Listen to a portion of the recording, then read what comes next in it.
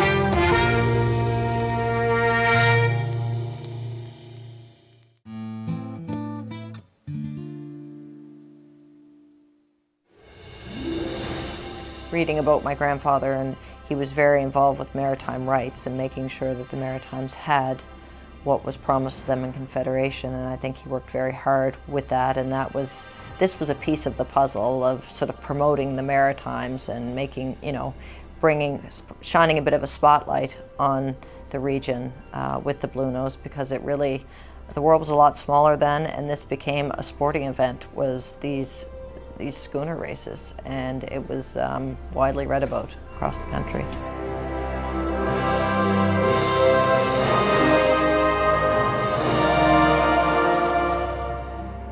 The Bluenose story, when you tell it, William J. Ruey is certainly an integral part of that story, but he's only a part of that story. And I say that with all due respect to him and to the rest of the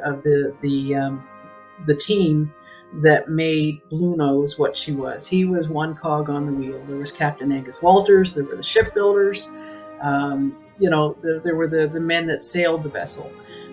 It was the perfect storm.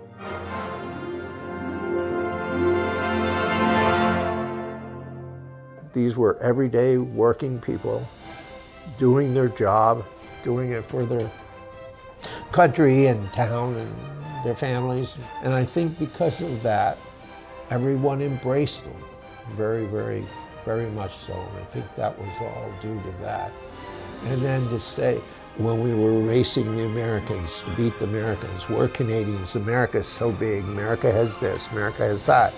And to do that as an, ordinary Canadian, I think it just inspired everyone.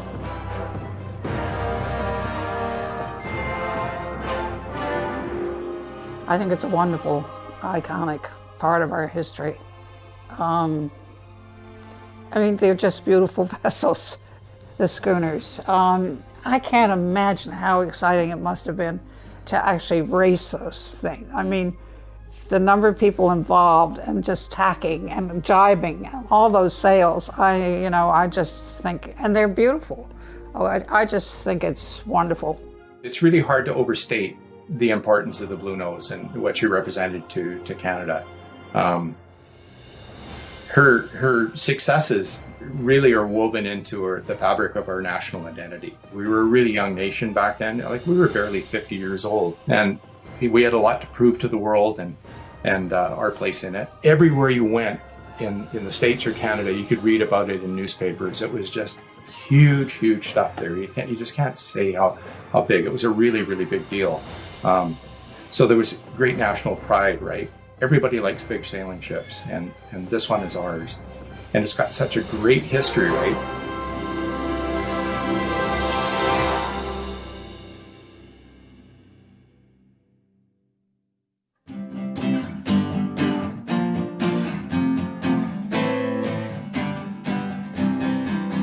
She was shaped by the genius of Will Ruey's mind. She was built for a future on the sea.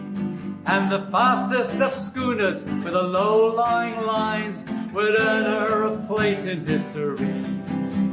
For the shipwrights of Lunenburg knew what to do when they carved out her body from the trees. And with Angus as captain and a caddy-wide cruise, our Bluenose would sail to victory. Catch the wind, till the journey is over and the catch comes in, till she takes the men safely to her home port again. Drive them home, catch the wind. Off of Haiti we lost her on a dangerous reef, and we mourn as she lay on ocean floor. But the crew and the master, consumed by their grief, sang with joy when her namesake sailed once more. Catch the wind, with the sound of the pistol as the racing begins, as she's rounding the buoy with her sails fully trimmed. Cross that line, catch the wind. Now Bluenose II been hauled up the slip. She's been scuttled, she's been gutted, she's been maimed. And the woods that sustained her have been battered or chipped, or been carried off to a fiery grave. Now this long restoration has seen her rebuilt. will take to the water with their promise fulfilled. For the blue nose will never let us down. Catch the wind, till the journey is over and the catch coming trim. Till she takes the men safely to their home port again. Guide them home. Catch the wind, catch the wind, catch the wind. With the sound of the pistol as the racing begins. As she's rounding the buoy with her sails fully trimmed. Cross that line, catch the wind, sail again, catch the wind.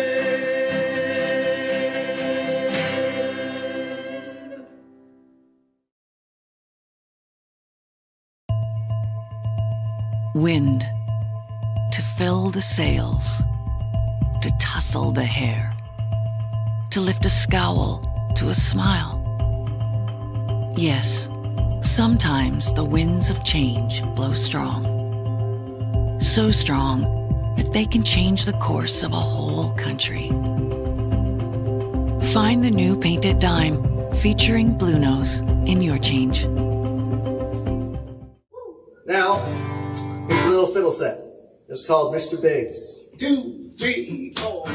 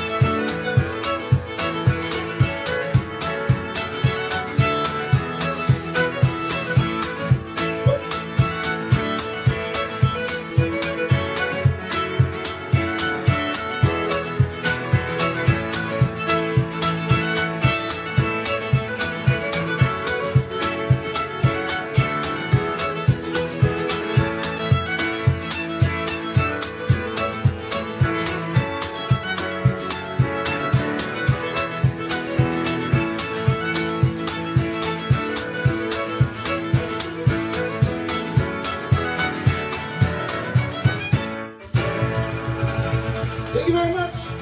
Happy BLUENOSE 100. Thanks for having us, Morgan, Tony. We're also Phil Burnbray. Thanks. Have a good night.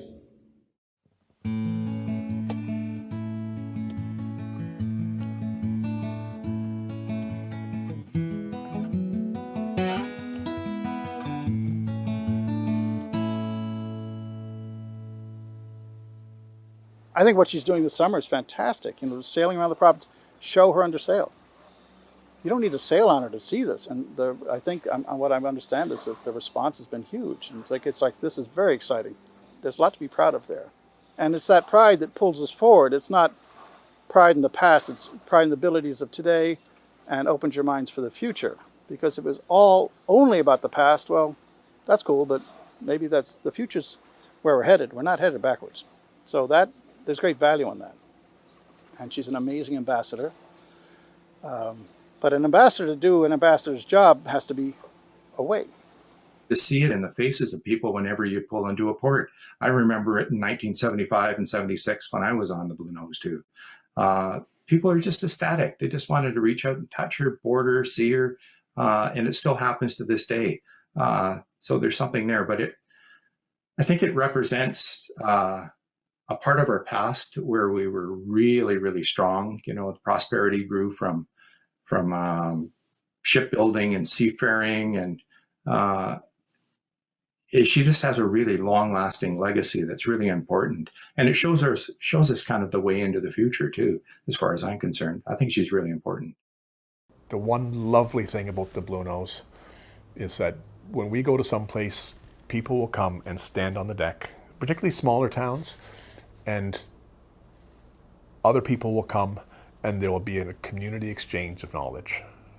So it's different than the one that they have at the barbershop or at the pharmacy or the grocery store. It starts with, I remember when schooners used to come in here. It's not always the BLUENOSE. Sometimes it's a coasting schooner. Sometimes you're talking about taking coal out of Pictou or fishing out of Sydney, but you've got this catalyst of stuff that people will come and talk about. They'll bring the grandkids down and they'll stand on the deck and your grandfather used to go, or my grandfather used to go way up there and go fishing, or they went sword fishing, and it's this great way to make people interested about history and to talk about our collective history. And it happens to be personified in one ship, and for the purposes of this celebration, it's about one ship, but the story is so much bigger than that.